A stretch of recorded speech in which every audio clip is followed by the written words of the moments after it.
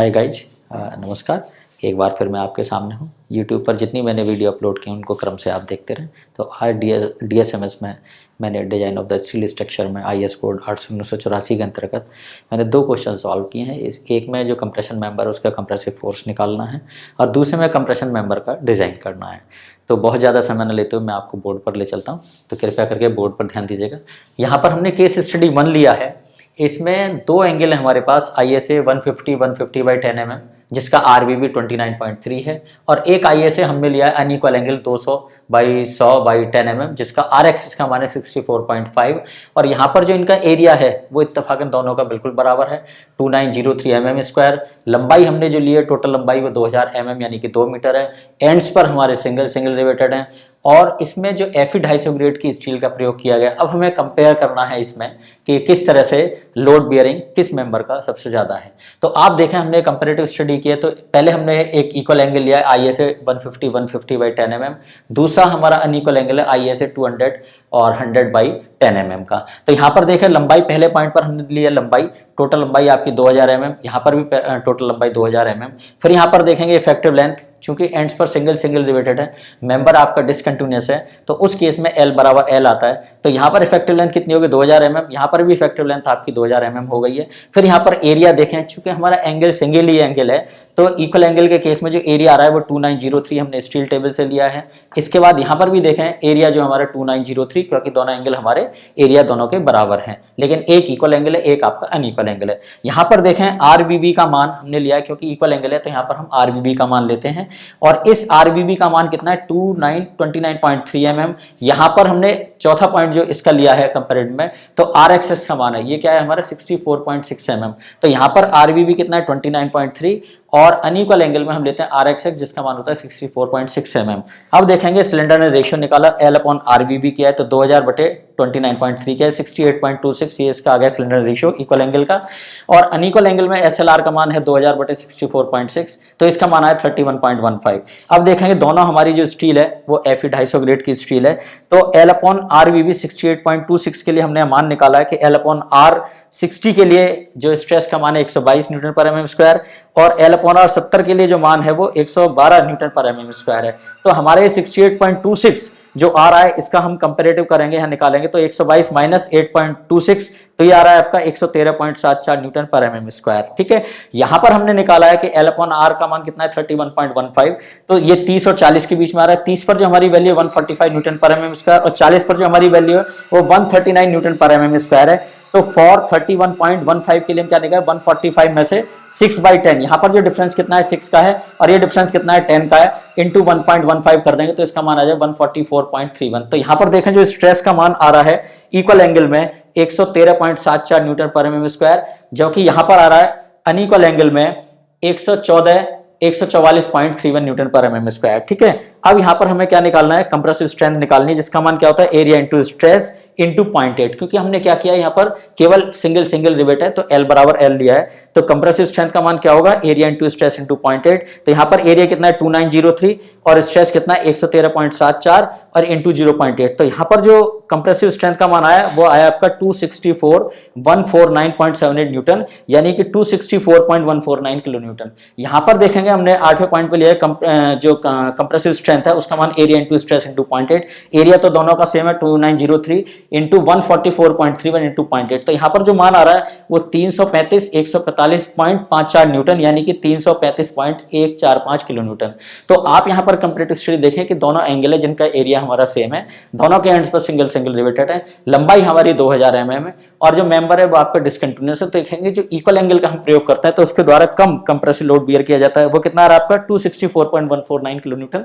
जबकि उसी एरिया का अगर हम अनइक्वल एंगल लेकर चलेंगे तो उसमें देखेंगे कि उसके द्वारा जो स्ट्रेंथ बियर की गई है वो 335.145 किलो न्यूटन की गई है। तो कंपैरेटिव स्टडी से पता लग जाता है कि कंप्रेशन मेंबर अगर कभी भी लें हम तो उसमें अनइक्वल एंगल को हम वेटेज देंगे, और अनइक्वल एंगल में भी हम लॉन्ग लेग का कनेक्शन गजेट प्लेट से करेंगे। अब देखो यहाँ पर हमने क्या किया, इस पॉइंट पर ध्यान दें, हमने R एक्सिस का मान लिया है 64.6 mm, क्योंकि जो हमारी लॉन्ग लेग का कनेक्शन है तो उस केस में X एक्स का मान R एक्सिस आ जाएगा। लेकिन अगर शॉर्ट लेग का हम कनेक्शन करें तो यहाँ पर ये मान क्या हो जाएगा R बाई वाई का मान हो जाएगा, और R बाई वाई का मान क्या होता है हमारा कम होगा 26 पॉइंट समथिंग आएगा, तो उस केस में क्या होगा, L अपॉन आर का मान जो 31.15 आ रहा है ये बहुत ज्यादा आ जाएगा। तो जिस समय ये SLR का मान जब बहुत ज्यादा आ जाएगा तो देखा होगा कि अगर सिलेंडर रेशियो बढ़ता है तो स्ट्रेस का मान हमारा कम हो जाता है। तो उस समय क्या होगा कि इस मेंबर के द्वारा बियर किया गया लोड बहुत कम होगा। तो इसलिए हम क्या करते हैं कि जो भी अनइक्वल एंगल है उसकी लॉन्ग लेग का कनेक्शन हम हमेशा गज प्लेट से करते हैं, ताकि इसके द्वारा बियर किया गया जो कंप्रेसिव लोड है वो ज्यादा से ज्यादा हो जाए। शॉर्ट लेग का कनेक्शन हम नहीं करते हैं क्योंकि एरिया हमारा सेम है, लेंथ अगर बाई दी हुई सेम है तो उस केस में कॉस्ट तो हमारी ज्यादा आती है लेकिन लोड बियरिंग कम होता है। तो इसलिए हम क्या करते हैं, जो भी हमारे कंप्रेशन मेंबर है और उसमें अनइक्वल मेंबर को हम ज्यादा प्रेफरेंस देते हैं, और अनइक्वल मेंबर में भी जो उसकी लॉन्ग लेग का कनेक्शन है उसको हम गज प्लेट से हम जरूर करते हैं ताकि स्ट्रेंथ हमें ज्यादा से ज्यादा मिल जाते हैं। यहाँ पर आपने कंपेरेटिव देखा है 264 और यहाँ रहा है आपका 335। तो इस तरह के जो अनइक्वल एंगल है उनको हम ज्यादा प्रेफरेंस देते हैं। अब आते हैं एक डिजाइन वाले केस में, यहाँ पर कि केस स्टडी हमने 2 लिया है, इसमें 2 इक्वल एंगल का डिजाइन करना है और जो 240 किलोन्यूटन का लोड बियर कर सकें, और जो गजेट प्लेट है इसके अंदर बीच में है और दोनों तरफ आपके क्या है एंगल्स हमें डिजाइन करने हैं। और इसमें एक चीज और है कि जो गजेट प्लेट है उसकी मोटाई 20 mm हमने रखी है और Fe 250 ग्रेड की हमने स्टील ली है। मेंबर आपका कैसा है, डिसकंटिन्यूअस है, और एंड्स पर जो रिवेट हैं वो 2 या 2 से ज्यादा है, ठीक है। और लंबाई हमारी कितनी है, 2.6 मीटर या 2600 मिलीमीटर, ठीक है। हमने सॉल्यूशन क्या किया है कि चूंकि पहला पॉइंट हमने क्या लिया, इफेक्टिव लेंथ। इफेक्टिव लेंथ क्या होगी, जब एंड्स पर हमारे क्या है 2 रिवेट हैं, 2 से ज्यादा रिवेट हैं, और मेंबर आपका कैसा है डिसकंटिन्यूअस है, तो L बराबर 0.85 L यानी 0.85 इंटू 2600, तो ये 2210 mm आ जाएगी, इसकी इफेक्टिव लेंथ आ जाएगी। अब रिक्वायर्ड एरिया हम क्या करते हैं, कहीं भी 2 एंगल का एरिया निकालना है तो लोड बटे पॉसिबल स्ट्रेस। लोड हमारा कितना आ रहा है 240 किलोन्यूटन यानी 240 into 1000 that is Newton divide by 80 kilonewton 80 Newton पर mm स्क्वायर ही क्या है हमारा, ये पॉसिबल स्ट्रेस है। तो इस पर हमारा रिक्वायर्ड एरिया कितना हो गया, 3000 mm स्क्वायर हमारा 2 एंगल का रिक्वायर्ड एरिया होगा। तो एक एंगल का एरिया कितना हो गया, हमें 3000 बटे 2 करेंगे तो 1500 mm स्क्वायर एक एंगल का एरिया रिक्वायर्ड हो गया। अब RXX रिक्वायर्ड क्या है हमारा, L यानी effective length divide by possible SLR यानी पॉसिबल सिलेंडर रेशियो हमारा कितना था, दैट इज 100। तो बताया था मैंने कि एंगल के लिए हम क्या लेते हैं, स्ट्रेस का मान पॉसिबल 80 न्यूटन पर mm स्क्वायर, तो सिलेंडर रेशियो का मान लगभग 100 होता है। तो हमने क्या किया, जब RXX निकालना है तो L अपॉन 100 कर दिया इसको, और चूंकि एंगल डबल है इसलिए RBB नहीं है, हालांकि भले ही इक्वल एंगल है लेकिन क्या है कि जब भी हम डबल एंगल का प्रयोग करते हैं तो उसमें RXX का प्रयोग करते हैं। तो L अपॉन 100 हमने यहाँ पर किया है, तो 2210 डिवाइड बाई 100 किया, तो यहाँ पर 22.1। और इसके बाद हमने क्या किया, इसका एक एंगल का सिलेक्शन किया है, किसके आधार पर, एरिया के आधार पर और इस सिलेंडर रेशियो RXX के आधार पर।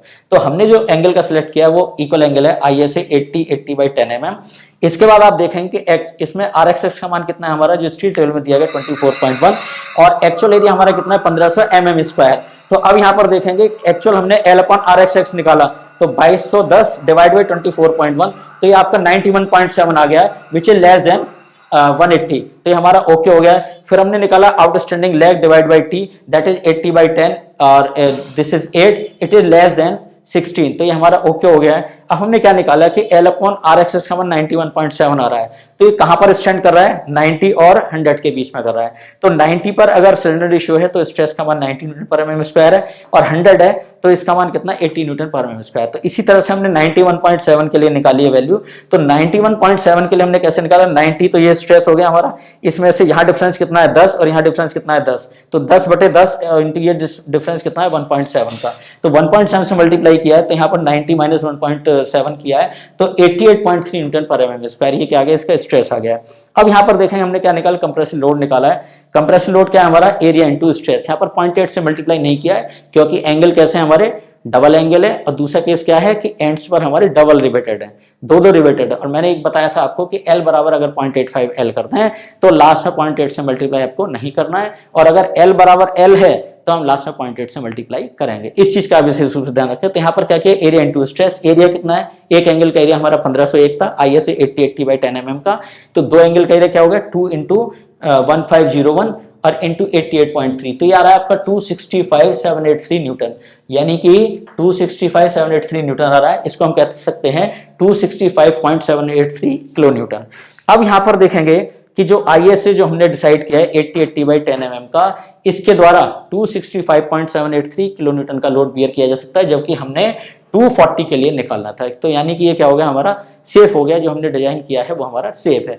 अब हमने क्या निकाला है, इसमें नंबर ऑफ रिवेट निकालने का एक तरीका है। तो नंबर ऑफ रिवेट निकालने क्या करेंगे, क्योंकि इसमें गजेट प्लेट बीच में है, दोनों तरफ आपके एंगल है, तो यहाँ पर डबल शेयर होगा, है ना। तो हम क्या निकालेंगे, पहले रिवेट वैल्यू निकालेंगे। रिवेट वैल्यू हमारी दो चीजों पर डिपेंड करती है, एक तो शेयर पर और दूसरा उसके बियरिंग पर रिवेट के। तो शेयरिंग में यहाँ पर क्या हो, डबल शेयर है, तो डबल शेयर के लिए हम क्या निकालें, एफ शेयर फोर्स निकालेंगे, जिसका मान क्या होगा, एरिया इंटू स्ट्रेस। और एरिया हमारा क्या है, यहाँ पर डबल एरिया हो जाएगा, तो 2 into pi of D square into F S क्या है हमारा परमिसिबल शियर स्ट्रेस, जिसका मान 100 होता है। तो यहाँ पर हमने जो देखा एफ एस 2 का मान निकाला है, तो 2 इंटू 0.785 इंटू 19.5 का होल स्क्वायर किया है, तो 596.99 न्यूटन आ गया, यानी 59.699 किलो न्यूटन आ गया है। इसके बाद हमने क्या निकाला, इसमें बियरिंग में निकाला। बियरिंग में इसका जो फोर्स होता है रिवेट का, वो क्या है हमारा F B D into T. F B क्या है हमारा, ये परमिसिबल बेंडिंग स्ट्रेस है, बियरिंग स्ट्रेस है, जिसका मान है 300 न्यूटन पर mm स्क्वायर। डी का मान आपका कितना है, हमने रिवेट का डाया 18 mm लिया है, तो आप देखेंगे कि रिवेट का जो होल डाया है वो 19.5 हो जाएगा।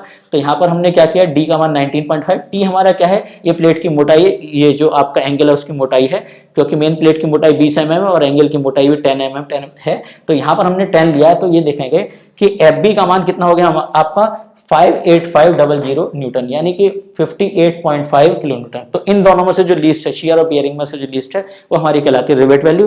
तो रिवेट वैल्यू जो यहाँ पर आगे हमारी 58.5 किलो न्यूटन, यहाँ पर मैंने शो कर रखा है कि रिवेट वैल्यू के आगे हमारी 58.5 किलो न्यूटन। तो नंबर ऑफ रिवेट कितने हो गए, 265.783 kilo Newton divide by 58.5 kilo Newton, जिससे हमारे लगभग 5 रिवेट हमारे आ जाते हैं। यानी कि इस मेंबर में आप 5 रिवेट लगाते हैं, तो ये जो कंप्रेशन मेंबर है ये इतने लोड को बियर करने में सक्षम होगा। तो ना ही इस समय प्लेट टूटेगी, ना ही आपके रिवेट टूटेंगे। रिवेटों की संख्या कम हो जाती है तो रिवेट टूट जाते हैं, यानी 265 इतने किलो न्यूटन का लोड आने से पहले ही आपके रिवेट फेल हो जाए। तो हम ये चाहते हैं कि रिवेट और जो हमारी प्लेट है, जो हमारा एंगल है, उनकी जो स्ट्रेंथ है वो हमारी परमिसिबल होनी चाहिए, ताकि दोनों ही एक साथ टूटें। तो यहाँ पर ही मैंने ड्राइंग बनाई है। इस ड्राइंग में ये बीच में क्या है, ये आपकी गजेट प्लेट है, यहाँ पर हमने एंगल लगाया 80/10 mm का, यहाँ पर भी एंगल लगाया 80/10 mm का, और यहाँ पर 18 mm डाया का हमने क्या लगा, रिवेट लगा दिया। तो इससे रिवेट होल का डाया हमारा 19.5, तो यहाँ इसकी फिगर है।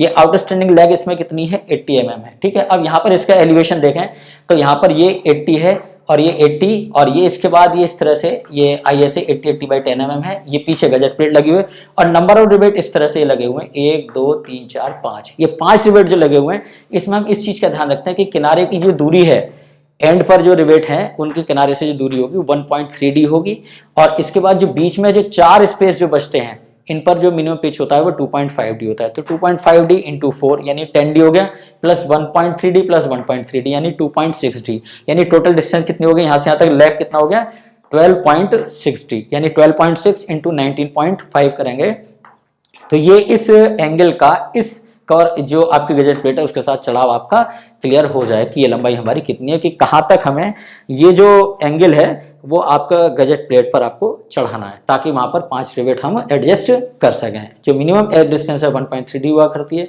और मिनिमम पिच यानी कि 2 रिवेटों के बीच की जो मिनिमम जो डिस्टेंस है सेंटर टू सेंटर, वो 2.5D से कम नहीं होनी चाहिए। तो देखिए दोस्तों, आपने देखा होगा कि इस तरह से जो मैंने न्यूमेरिकल किया है, तो पहले में हमने क्या निकाला है कि एंगल्स दे रखे हैं, उनकी लंबाई दे रखी है, उसमें एंड कंडीशन दे रखी है, रिवेटों की संख्या दे के एंड्स पर किस तरह से रिवेट है, मेंबर का टाइप दे रखा है, और Fe 250 ग्रेड की हमने स्टील दे रखी है। तो हमें ये देखना है कि किस तरह से एंगल के द्वारा कंप्रेसिव लोड जो है बियर किया जाता है। तो यहाँ पर एक कंपैरेटिव स्टडी मैंने की इक्वल एंगल और अनइक्वल एंगल में, तो आपने देखा कि जो अनइक्वल एंगल है उसके द्वारा ज्यादा लोड बियर किया जाता है compressive than the equal angle, ठीक है। अब यहाँ पर देखें जो डिजाइन का क्राइटेरिया है वो बिल्कुल सिंपल है कि हमें पहले इफेक्टिव लेंथ निकालनी है, फिर पॉसिबल हमें स्ट्रेस निकालना है, दे रखा है जो हमारा, इसके बाद हम एरिया निकालते हैं, फिर उसके बाद हम L/R का मान निकालते हैं, देन फिर L/R के आधार पर हम एंगल का चयन करते हैं, एरिया और L/R के R एक्सिस के आधार पर, और इसके बाद फिर हम स्ट्रेस का मान निकालते हैं, फिर हम सीधे कंप्रेसिव लोड निकालते हैं, और कंप्रेसिव लोड निकालने के बाद हम नंबर ऑफ रिवेट निकालते हैं, नंबर ऑफ रिवेट निकालने के बाद हम उसकी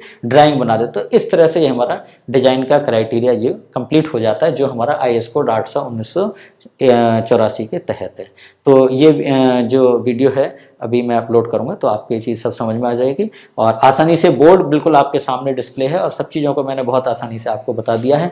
निश्चित ही आप लोग अगर इस तरह की वीडियो को देखते रहेंगे तो आप इस DSMS जो सब्जेक्ट है इसमें किसी तरह की कोई समस्या खास तौर से इस चैप्टर में आपको नहीं लगेगी। फिर भी किसी तरह की अगर कोई प्रॉब्लम है तो आप मुझे व्हाट्सएप पर या जो मैंने वीडियो अपलोड की है उसमें कमेंट करके मुझे ज़रूर अपनी राय शेयर जरूर करें। Thank you so much, thank you so much, please.